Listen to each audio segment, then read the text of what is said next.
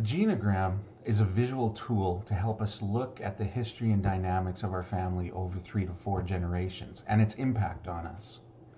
The purpose of this skill is to help us become aware and break the sinful patterns in our family of origin in order to live our God-given purpose in the world. So this skill applies two biblical truths. The first is that the blessings and sins of our families have impact lasting for at least 3 to 4 generations. That means that our families in the biblical sense include our brothers and sisters, our uncles and aunts, grandparents, great-grandparents, and significant others going back into the 1800s. And then we see scriptures such as in Exodus chapter 20, where God speaks to the Ten Commandments to the Israelites. And he says, "You shall not make yourself an idol, for I, the Lord your God, am a jealous God, punishing the children for the sins of the fathers to the 3rd and 4th generation." The Hebrew word for punish can best be translated in English as something that's tended to be repeated. The consequences of actions and decisions taken in one generation affect those who follow. So our pasts are played out in our present relationships without us necessarily being aware of it.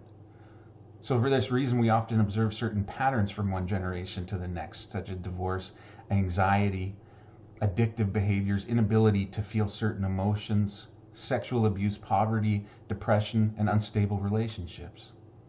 As it's been said, we may be through with the past, but the past isn't through with us. The second principle is becoming a Christian is to be birthed into a new family and a new culture. When we come to Christ, we are birthed and adopted into God's family. We then have new brothers and sisters from around the world. We're given a new name, Christian, a new inheritance, and a new power of the Holy Spirit. And what determines our identity is no longer first our biological blood, but the blood of Jesus' discipleship. That involves looking at the impact of my family of origin and history and put off that doesn't belong in the new family of Jesus. And then we learn to do life in Jesus' family. This is hard and often painful. We like to say Jesus may be in your heart, but Grandpa lives in your bones. But the extent to which we can go back and understand how our families have shaped us will determine our ability to break destructive patterns. The goal then of the genogram is to actually help us do just that. It wasn't until 15 years ago that I realized both the good and the bad of my family of origin, how it impacted how I did relationships. Here are some of the messages I received. Worry is an important part of doing life. The first time I saw this was with my grandma. My cousins and I went for a bike ride in downtown Chilliwack. We went and stopped at the Dairy Queen for some ice cream. And my brother phoned my grandma from a payphone. And I only heard one side of the conversation, but my brother filled it in later. "Hi, Grandma, we're at the Dairy Queen." "Well, how did you get there?" "Well, we rode our bikes." "What if you get hit by a car?" My brother said, "We'll call you." My grandma, "But you'll be dead." So my grandma suffered some major trauma before immigrating from Russia prior to the Second World War. Worry was something that became hardwired into her. It was a coping mechanism and probably helped her to survive that time. Moved to me sitting in my doctor's office talking about the generational pattern of worry and anxiety and the genetic predisposition that could have developed. And when I hit my own trauma, the response was one of anxiety and worry. Another message I received: no matter what, put on a good face. If things are going wrong in your family, don't let it show. This was something that was strong in my extended family and in the church I grew up in. Thankfully, my family has grown past that to some extent. At a recent gathering, one of my cousins made the statement with more colorful language, and really, she was just saying, "Look how screwed up we are, and we're still here." Another message I received is that don't be sad. When my grandma passed away, I was really sad, as was everyone. But one of the things my family did to alleviate that pain was to joke around, to remind ourselves that everything is okay, pushing away sadness and pain. It was a coping mechanism. And it helped bury uncomfortable but healthy feelings. We've grown past that too. And my own family was how we deal with emotions. My family was good at positive emotions such as joy, enthusiasm, and fun. There was a lot of humor and laughter, but we weren't good at feelings like sadness, hurt, or fear. In other words, we didn't do the difficult emotions. I remember my father teaching me to ride a bike at 6 years old. When I crashed to the ground and I was laying there with a bleeding elbow and knee, he said, don't cry. It's okay. You're not hurt. The final message was one of pleasing people. If people are happy with you, then that is good. If they aren't, try to make them happy or avoid them. Early in my ministry, this led me to saying yes to a lot of things that I should have said no to. And this is actually still something that I have to grow in. But I didn't want to disappoint people. And so it was easier to simply say yes. For many years as the youth pastor, I was working 60 to 70 hours a week. And this didn't allow me to do my work well or my family well.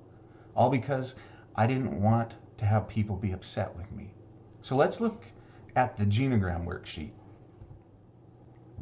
So now let's turn to page 18 in our worksheet with our genogram graphic on it. And I'll lead you in sketching out a 3-generational genogram. And it's meant to serve as an introduction.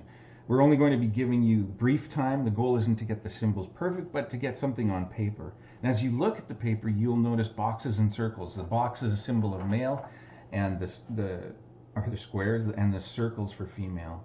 So next to the bottom box on the left, write the name of your father or primary caregiver if you were adopted, or whoever had that influence in your life. Then over on the right, write the name of your mom or primary caregiver. And we're not going to worry about divorces yet or blended families, half brothers and sisters. We'll get to that. Now notice the line going up from your father to your grandparents on his side. Write the names next to the box and circle. And if you don't know their names, you can just put a question mark. Now write the names of your grandmother and grandfather on that side of over your mom.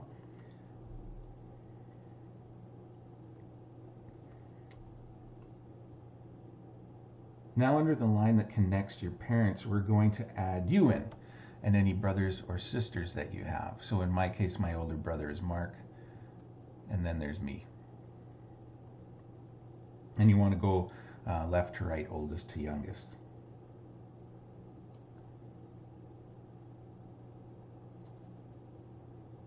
Now we have 3 generations shown in the diagram. Next, if you are married or were married, you will note that with a line running across. In my case, I'm married to Lisa. And then draw lines down for any of your children. So I have Sydney, Quinn, and Connor. If you're living together, just write a dotted line.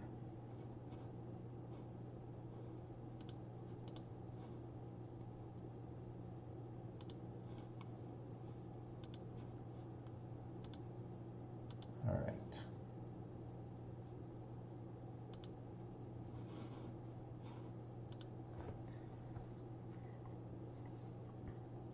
Now let's assume my parents divorced. We would draw 2 slashed lines on their marriage line, as you see here. And then if my father remarried, my parents are still married, by the way, but if my father remarried, it would look like this. And then any children they had together would be under that.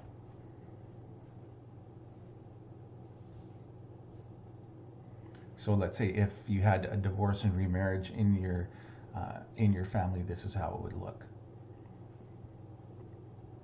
Now let's mark everybody who has passed away, who's died. We'll do that with an X.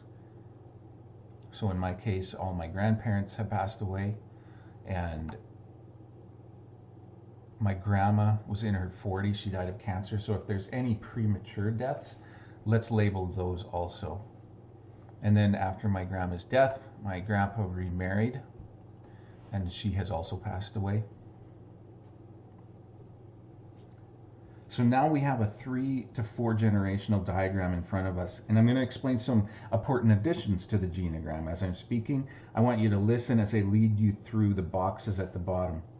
And at the same time as I'm speaking, feel free to fill out some of the answers, but we'll be giving you time alone after to do that, and it'll also be this week's assignment. We're often asked, why are we focused on the negative legacies and not the positive ones? The answer is the negative ones are the things that keep us from moving forward, or tend to keep us from moving forward. 99% of our parents did better than their parents, but it's important that we courageously look at what is true. So now we want to begin to describe the relationships between family members, so the relational dynamics. Now here are some examples of how I would describe the relationship dynamics in my family, both past and present. So with my brother, it's poor and distant at this point. We both love each other, but we don't really have connection, and so I would mark that with a dotted line. My mom, with her stepmom and the rest of her siblings, didn't have the greatest relationship. There was abuse and enmeshment there, and so I would mark that. And then in my family, as you know, as we were growing up, and in my church culture, there was a lot of enmeshment. You didn't stray from the party line, so to speak. You acted a certain way. You didn't act different, and that was the pressure that was on everybody from the top down. And so I'm gonna draw those 3 lines there, just to signify that it's gotten better, but that was a reality of myself growing up. Then we want to start exploring some of the boxes on the bottom right.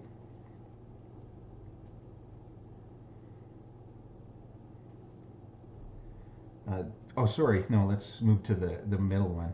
Note the genogram symbols that you can use for adopted, foster child, miscarriage, abortion, stillbirth, twins, death.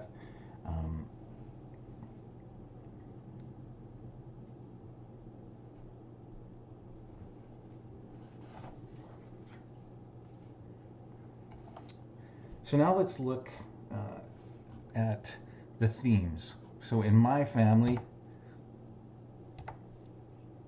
some of the themes were perfectionism, anxiety, hospitality. There's some good stuff that happened too, and performance. We had to, there was a certain expectation that you would do things right. And so those are some of the themes that were in my family line. So write down your themes.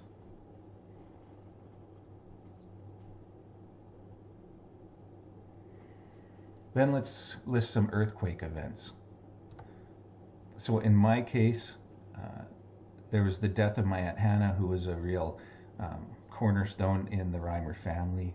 My mom's miscarriage between my brother and I put that in there on the genogram also. And then the death of my grandparents was a big blow to both sides of our family.